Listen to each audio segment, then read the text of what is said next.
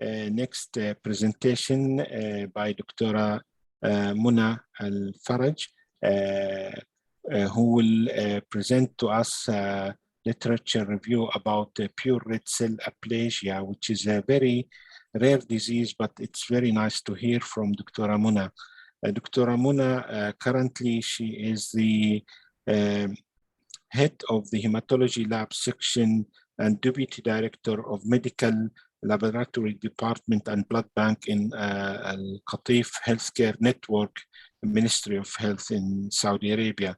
Dr. Muna is a graduate of King Saud University Fellowship in Pathology, Hematology and Blood Transfusion. And she did her fellowship, finished her fellowship in 2013. And then she was, she's currently very active in research, participating in local, regional, and international scientific meeting in the field of the hematology and transfusion medicine. And she was head of many scientific and organizing committees for different symposia on anemia in Al Qatif Central Hospital region. Dr. Muna has also many publications. She's active members and in IRB Ethics Committee, and she is a pioneer in her field and in the field of hematopathology, transfusion medicine, and she's member of different society in the field of immunohematology, hematology, and the apheresis International Society and International Society of Laboratory Hematology. So Dr. Muna, the floor is yours, and we will learn from you also the literature review about pure red cell aplasia. Hello, thank you, Dr. Bassem. Thank you, Dr. Bassem, for your nice introduction. Just I'd like to be sure first if I'm very well audible or not. So you can hear me very well. We can see you and we can hear your voice clearly. Okay. We will talk about pure red cell aplasia today. As Dr. Bassem Beiruti mentioned, pure red cell aplasia, it's not common disease, it's a rare disorder actually, but it's better to call it a disease of agreed diversity, and it's good to know about it because of its association and its underlying conditions. دكتورة أيوة البرزنتيشن مش ظاهر. Share screen الله يعافيك. Share your screen. We don't see your screen yet, Doctora. Just a minute. Okay. The green button, share screen. So about now? Not yet, Doctora. Until you opened your presentation, the PowerPoint? Yes. Yes. Open. So stop and share screen again. Stop sharing and share screen again. The green button.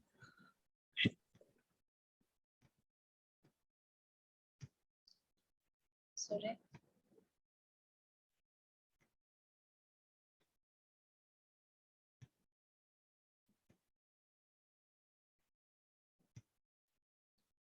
It's green with me. Yes. Put Can you share see it? screen. Yeah. Not yet. We don't see your screen yet, Doctora. So press But on. now? Now it's coming, I think. Yeah. Okay, now we can see it. Beautiful. Okay. You can put it, yeah. So pure red cell aplasia is a rare disorder, but actually we'd like to talk about it because it's a disease of agreed diversity. What we mean by it's a disorder of agreed diversity, there are many factors and many underlying association or disorders contribute to its presentation. It's better to classify it as a presentation rather than a disease of a separate entity. It can be congenital or acquired, and it can be primary or secondary. but the primary one is a disease of exclusion of all underlying secondaries. Additionally, the secondary underlying condition can be benign or malignant. And whether it's a primary or secondary, immune-mediated mechanism plays an important role in both the primary and secondary types. And this will affect the therapeutic modulating agents, as many immunosuppressive agents used in the treatment of many types of acquired primary or secondary burid cell aplasia. To know the causes of burid cell aplasia, it's better to understand the normal development and maturation of red blood cells in the bone marrow till it reaches peripheral blood circulation. We can see here that the normal RBC passed through different maturational stages, starting from megakaryocyte erythroid progenitor and passing to pro-erythroblast till reaching late erythroblast stage in bone marrow environment. This maturational series take about 3 weeks in duration.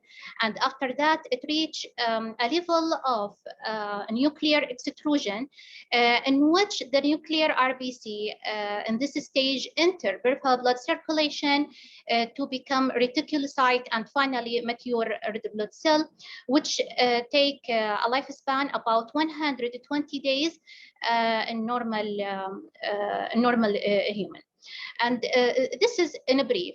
And knowing the factors affecting blood RBC maturation in many stages will help to understand the causes of burid cell aplasia, as well as the other cause of reticulocytopenic anemia, which can be a differential diagnosis of differential diagnosis of a burid cell aplasia.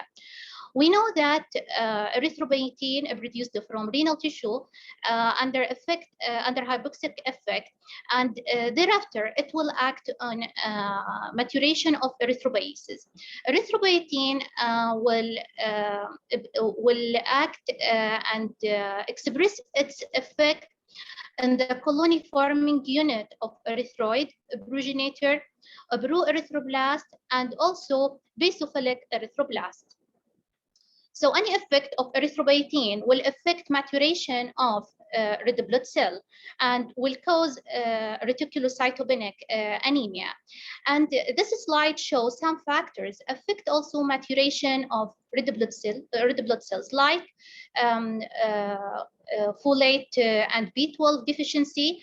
It affects DNA synthesis in the early erythroid precursors, and also thyroid, androgen, and androgen hormones play important role in maturation of red blood cells in the late erythroid stages. And understanding the effect of androgen can give better understanding of the opposite effect of female hormones in erythropoiesis. Iron is very important also because it enters in incorporation. So any effect of iron metabolism by copper or pyridoxine deficiency will affect red blood cell maturation. So I gave now just a brief about red blood cell maturation in order to understand the causes of burid cell aplasia. But what is burid cell aplasia? Burid cell aplasia simply is a type of hypoprotective anemia characterized by either normocytic or sometimes microcytic anemia and low reticulocyte count, as reticulocyte count will be less than 10,000 per microliter or less than 1%. And since it's a burid cell aplasia, it's characterized by normal lineage of other blood cell lineage, both in the peripheral blood and also in bone marrow, unless another concurrent disorder is coexisting. So this is the simple diagnosis of a Burette cell aplasia. This is diagnosed from CBC, but bone marrow examination is important also to confirm a hypoproduction of erythropoiesis or hypoerythropoiesis, because there are some types of Burette cell aplasia, some types of other hypoproductive anemia can give reticulocytopenic anemia. For example, folate and B12 deficiency with megaloblastic anemia, or congenital dyserythropoietic anemia. And actually, bone marrow examination will be helpful in such cases, because in megaloblastic anemia and congenital dyserythropoietic anemia, the bone marrow will show hypererythropoiesis with dyserythropoietic features, while in Burette cell aplasia, it will show hypoerythropoiesis.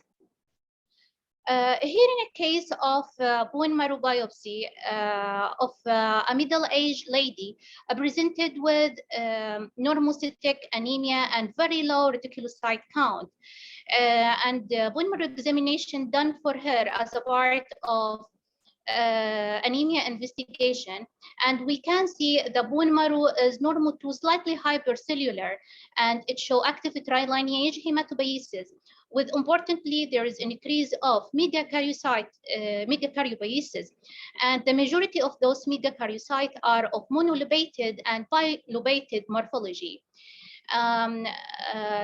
The finding of bone marrow biopsy raises possibility of myelodysplastic syndrome, particularly 5q deletion. And actually, it's confirmed by conventional karyotyping. And this is just an example to show how the bone marrow examination is important to differentiate Burette cell aplasia from other type of hypoproductive anemia. So the causes of Burette cell aplasia can be classified simply to congenital type or acquired type.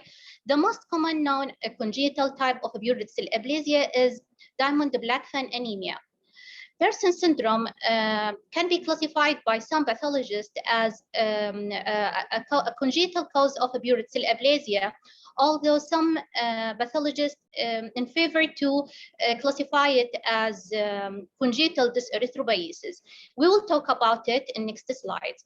The acquired Burette cell aplasia can be primary or secondary, and actually the primary Burette cell aplasia is a disease of exclusion of all other secondaries that can be simply autoimmune or collagen vascular disorder, or due to infection like viral infection or TB, or can be due to whether hematological or non-hematological neoplasm, and also with some drugs or nutritional deficiency.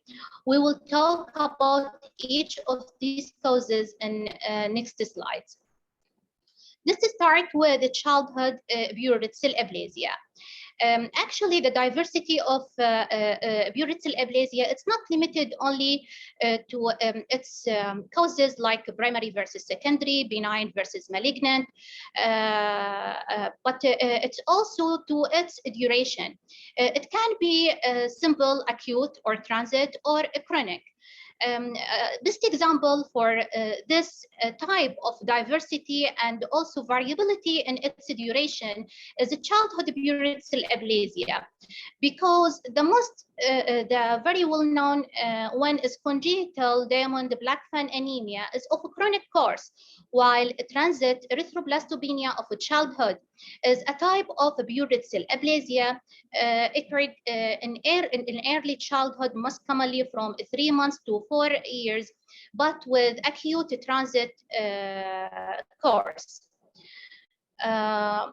We will talk about the most common well-known congenital type, which is Diamond-Blackfan anemia.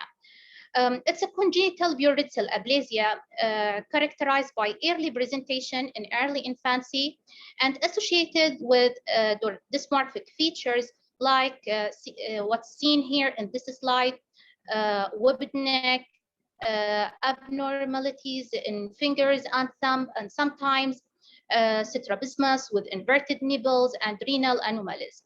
And all of these manifestations are due to ribosomal protein dysgenesis. This figure shows the example of ribosomal gene dysgenesis that occurs in bureaucral aplasia. In the top picture, there is a normal ribosomal sufficiency in which MDM2 protein bind to RBL11, which is ribosomal large protein. And actually, when it binds in abnormal pattern, it will lead to activation of autosis of B53, which activate apoptosis and cell cycle arrest. And so this will affect the early erythroid progenitor and will lead to a bureaucral cell aplasia. And diamond black fan anemia. The upper picture shown the normal sufficiency in which there is no binding and no interaction, while the lower show the ribosomal haploinsufficiency status.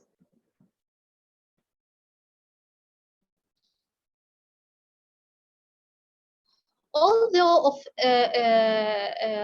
of the demonstration of this genetic abnormality in bureaucral cell aplasia, which affect the purine synthesis, it is still under investigation to know more about its underlying pathogenesis. And actually, the anemia of diamond black fan syndrome is normocytic, but sometimes can be macrocytic.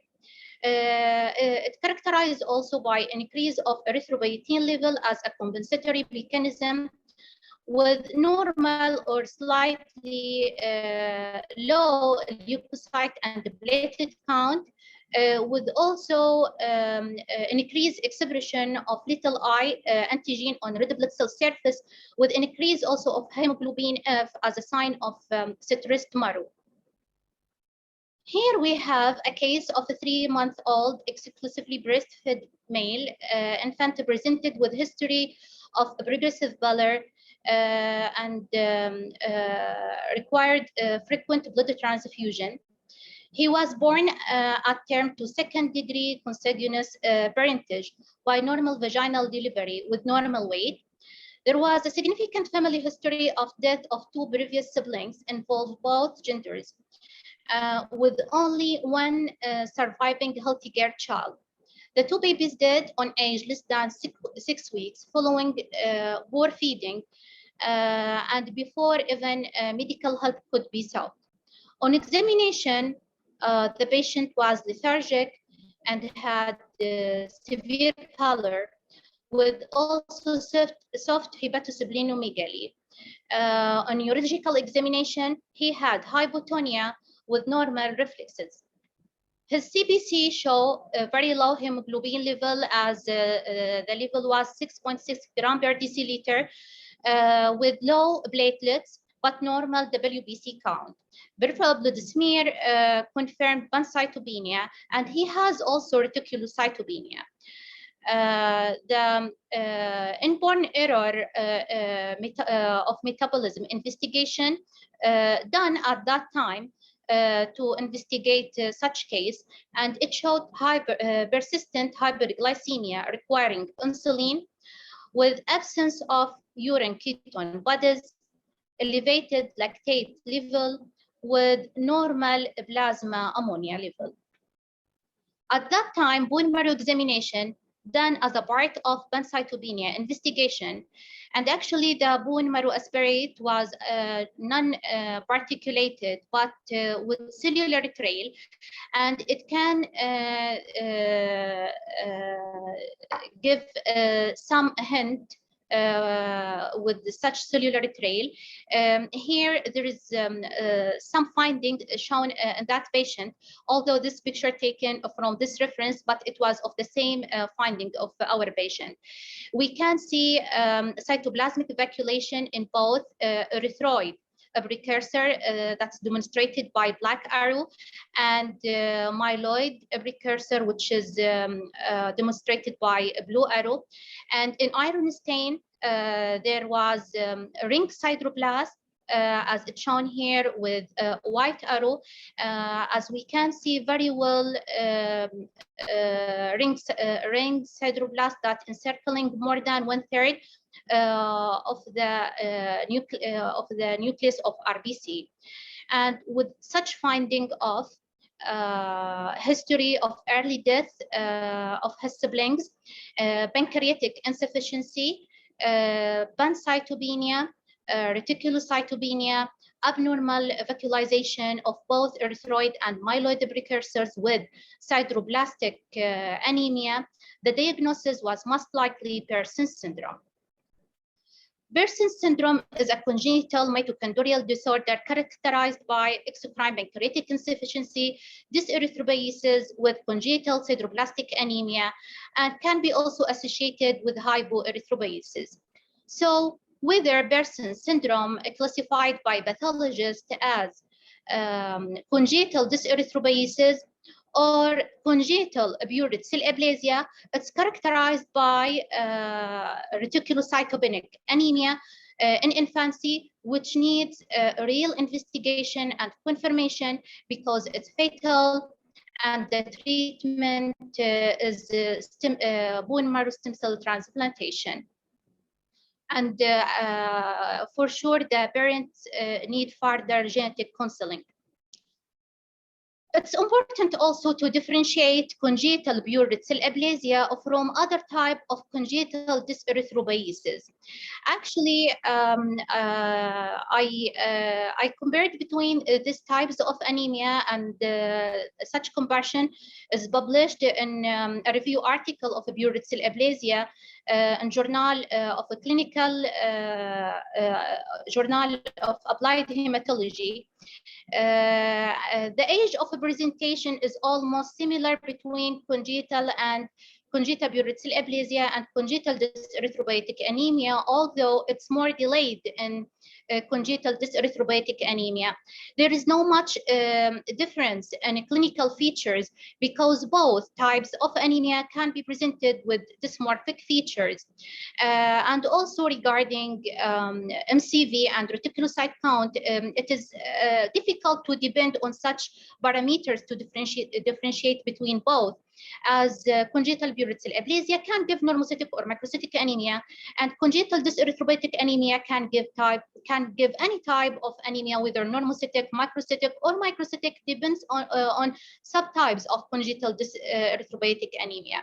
But the important differentiate finding is bone marrow examination. It's characterized by hypoerythropoiesis in a case of a buret cell aplasia, and hypererythropoiesis with dyserythropoiesis and congenital dyserythropoietic anemia, and this is confirmed with genetic abnormalities.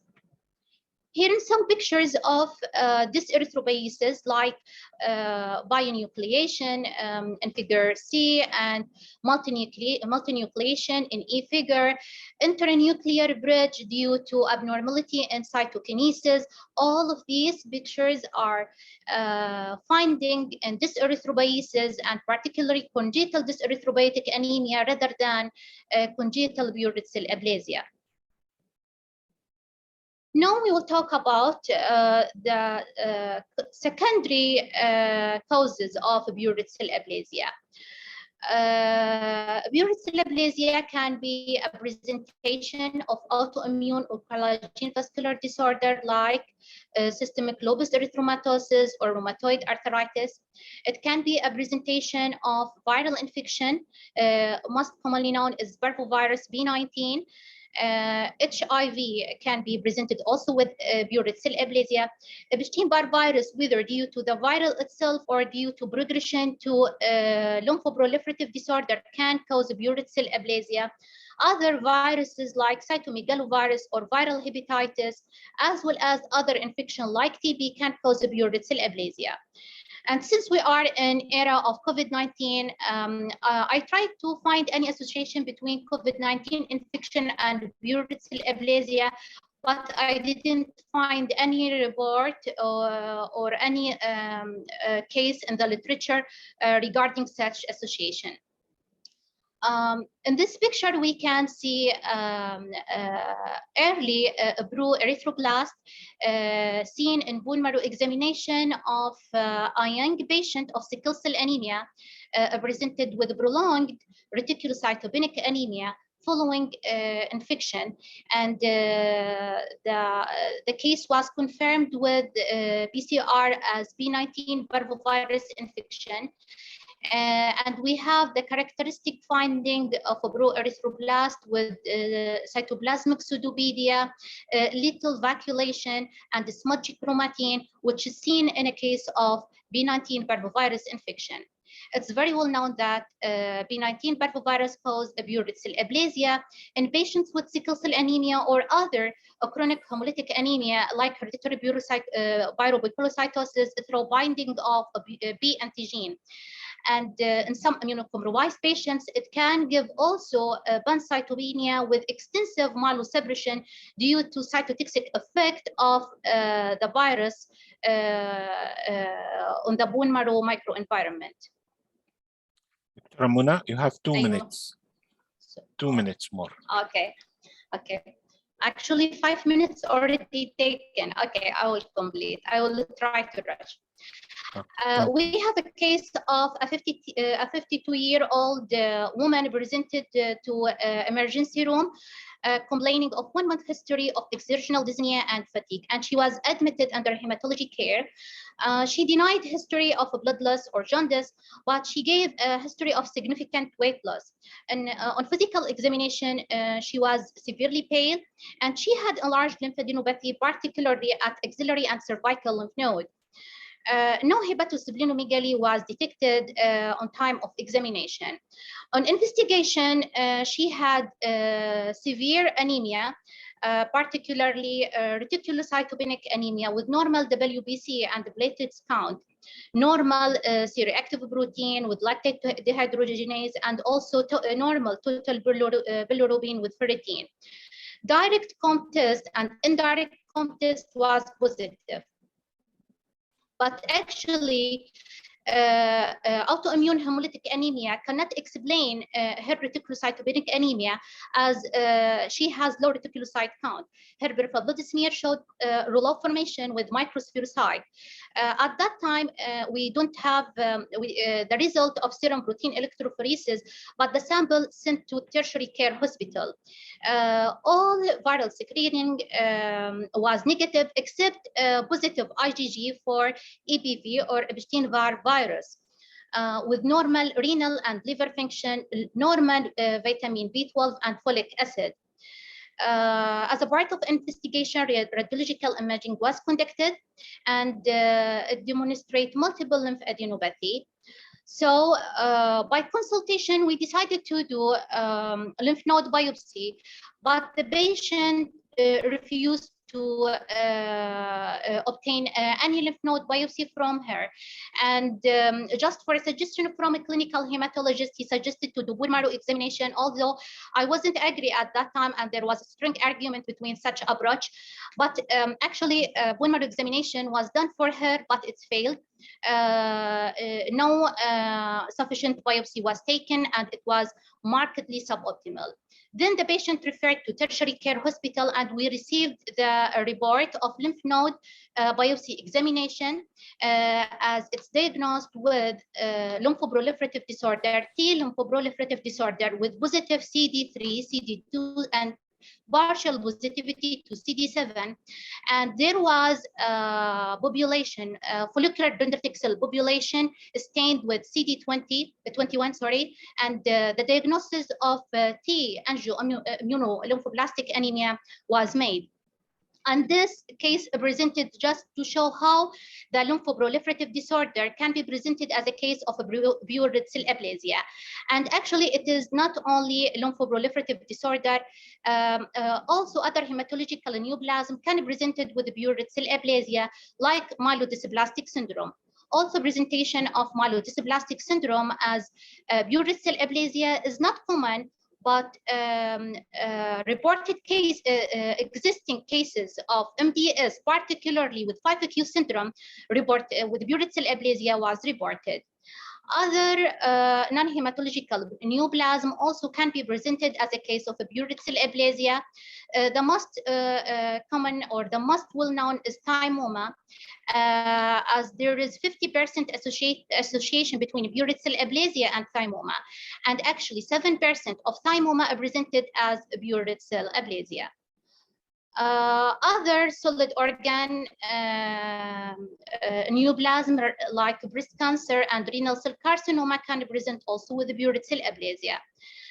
Important causes are major mismatch of ABO blood group, particularly in patients with hematopoietic stem cell transplantation. Drugs like recombinant erythropoietin, but development of subcutaneous obobiotin and well-stored epoxy in 2020 reduced the incidence of buried cell aplasia to less than 80%. Importantly, some medications like allopurinol and anticonvulsant can cause buried cell aplasia.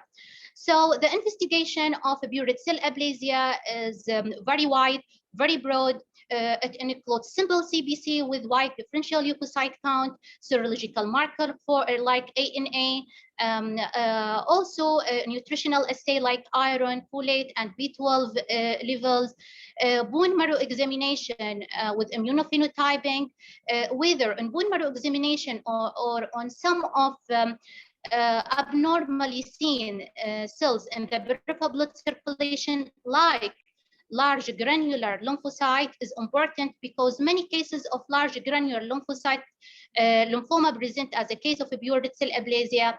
Radiological imaging play an important role also to investigate buried cell aplasia, and serum erythropoietin level can be assayed if it is available.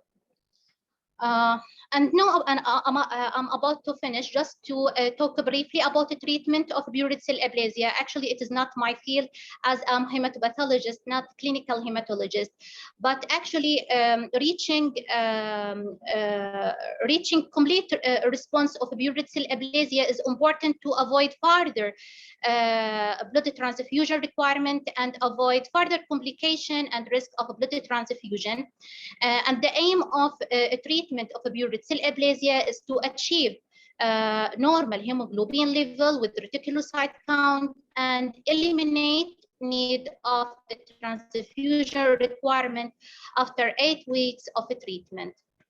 There are many therapeutic modalities to treat buried cell aplasia. I mentioned in the beginning of my slides that immunosuppressing agents is very important in treatment in many kinds of primary and secondary buried cell aplasia, including congenital type. There is good response with corticosteroid and the prednisolone, as the success rate of a prednisolone is about 40%, and it is in the first line of a treatment of a buried cell aplasia. Cyclosporine can be used as a second line of buried cell aplasia with a success rate about 70%, but there is conservative opinion about its usage because of its nephrotoxicity side effect. Other cytotoxic agents like cyclophosphamide and rituximab also can be used in some types of buried cell aplasia. Rituximab, which is anti-CD20, can achieve good success rate in the treatment of buried cell aplasia associated with lymphoma. Anti-thymocyte globulin can be used. Plasmapheresis can be used as in a treatment of buried cell aplasia associated with ABO mismatch, and it's categorized as ASFA2 category in major mismatch and ASFA3 category in minor mismatch.